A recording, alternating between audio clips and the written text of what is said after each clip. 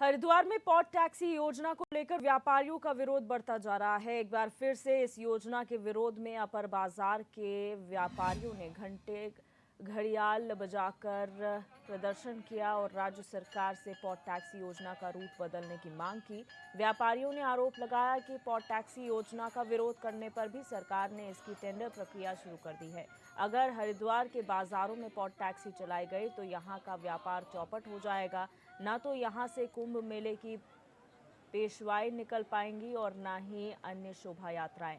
व्यापारियों ने चेतावनी देते हुए कहा कि अगर सरकार को हरिद्वार में पॉट टैक्सी चलाना ही है तो इसका रूट बदलना होगा और अगर इसकी मांग पूरी नहीं की गई तो इस योजना का चरणबद्ध तरीके से पुरजोर विरोध किया जाएगा।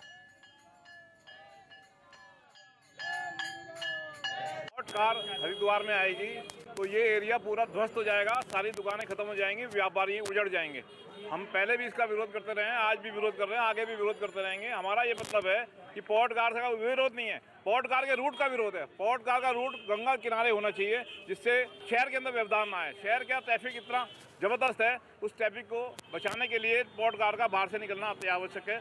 पॉट कार को बाहर से निकालने के लिए हम कई बार विरोध करते हैं और लगातार संघर्ष करते रहेंगे। पॉट कार को अंदर से नहीं आने देंगे। जब हमने विरोध कर दिया, बहिष्कार कर दिया, इन्होंने फिर टेंडर निकाल दिए। ये क्या मतलब, इनको इतनी जल्दी लगी हुई है?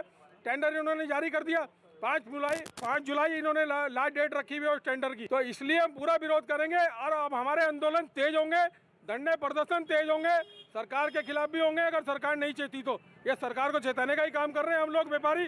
हमारा व्यापार बिल्कुल चौपट होने जा रहा है, व्यापार हमारा उजड़ने जा रहा है, हम इसको उजड़ने नहीं देंगे।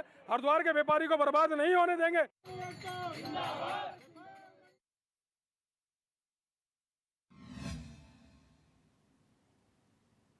और हमारे संवाददाता मनोज कश्यप इसी खबर पर हमारे साथ जुड़ चुके हैं। मनोज, जानना चाहेंगे आखिर पॉट टैक्सी का इतना विरोध व्यापारी कर क्यों रहे हैं और जो रूट सरकार द्वारा पूरा तैयार किया गया है उसमें क्या व्यवधान हो सकता है आगे आने वाले समय में?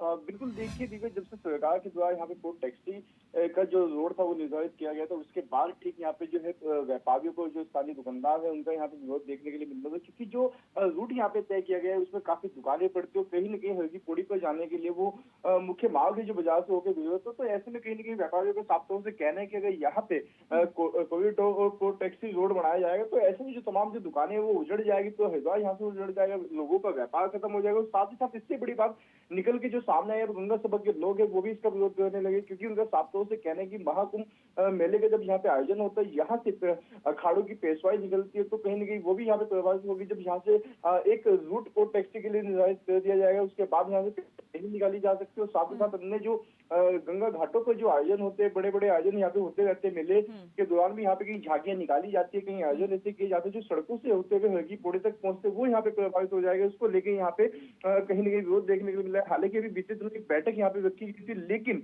गंगा सभा के लोगों ने, व्यापारियों ने उसका विरोध किया था, क्योंकि इस बैठक में जो मेट्रो के जो अधिकारी थे वो पहुंचे थे, लेकिन प्रशासनिक अधिकारी नहीं पहुंचे थे, जिसके बाद यहाँ पे व्यापारियों ने इस बैठक को भंग कर इसका विरोध भी किया। तो साथ ही साथ हमने देखा कि जब मुख्यमंत्री पुष्कर सिंह धामी हरिद्वार पहुंचे थे, उनसे बात को लेकर बात की गई कि अगर व्यापारी से नाराज होते हैं तो कहीं ना कहीं आपको व्यापारियों के लिए सोचना चाहिए। तो साफ तौर से सीएम धामी ने भी इस बात को यहाँ पे कबूला था कि यहाँ पे पॉट टैक्सी का जो रोड है वो निर्धारित कर दिया गया है। और साथ ही साथ अगर किसी को इसमें तो यहाँ पे सब लोगों के साथ बैठक की जाएगी और तमाम जो विभाग है, चाहे वो व्यापारियों से जुड़ा हुआ हो या फिर पंचायत से जुड़ा हुआ हो, तो उन सबके साथ बैठक की जाएगी और किसी को दिक्कत परेशानी ना हो, और उसके बाद इस पूरे विकास कार्य इसको यहाँ पे गति दी जाएगी। जी मनोज, यहाँ पर जिस तरीके से कहा जा रहा है कि अगर उनकी मांगे नहीं मानी जाती है तो एक चरणबद्ध तरीके से विरोध प्रदर्शन किया जाएगा।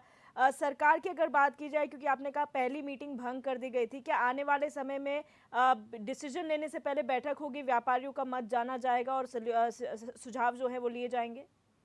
बिल्कुल, देखिए अभी सरकार की तरफ से, चाहे वो कोई मंत्री हो या विधायक हो, इस सारे विधायक की हम बात कर लेते हैं, मदन कौशिक की, उनके द्वारा भी यही कहा जा रहा है कि यहाँ पे सबसे पहले व्यापारियों के लिए सोचा जाएगा, व्यापारियों के हित में बात की जाएगी, उसके बाद ही यहाँ पे रोड निर्धारित किया जाएगा। लेकिन यहाँ पे अभी तक जो निकल के सामने आया, यहाँ पे रोड पहले से ही कर दिया गया था, उसके बाद यहाँ पे व्यापारियों का जो विरोध था वो शुरू हो गया। तो कहीं ना कहीं व्यापारी इस बात को लेकर चिंतित है कि अगर यहाँ से पोर्ट टैक्सी का जो रोड है वो यहाँ से निर्धारित कर दिया जाता है, यही से पोर्ट टैक्सी निकाली जाएगी, तो कहीं ना कहीं जो व्यापारी है उनको काफी नुकसान यहाँ पे होगा। हालांकि हमने देखा है दिव्या कि अभी बीते सालों में यहाँ पे जो व्यापारी थे वो कोविड की मार अभी झेल रहे थे, लेकिन जैसे जैसे यहाँ पे चारधाम यात्रा की शुरुआत हो चुकी है, कहीं ना कहीं व्यापारियों के चेहरों पे खुशी दिखाई देती है। लेकिन इस रोड टैक्सी ने फिर से एक बार जो व्यापारी उनके चेहरे यहाँ पे मुरझा दिए। कहीं ना कहीं व्यापारी लगातार इसका विरोध कर रहे हैं। व्यापारियों का साफ तौर से कहना है कि आज हमने घंटी घड़ियाल बजाकर सरकार का विरोध किया है, इस रोड टैक्सी का विरोध किया है, लेकिन अगर सरकार हमारी बातों को नहीं मानती है तो हम इससे बड़ा यहाँ पे धरना प्रदर्शन करेंगे। जी दिव्या। जी मनोज, बहुत शुक्रिया हमारे साथ जुड़ने के लिए और जानकारी साझा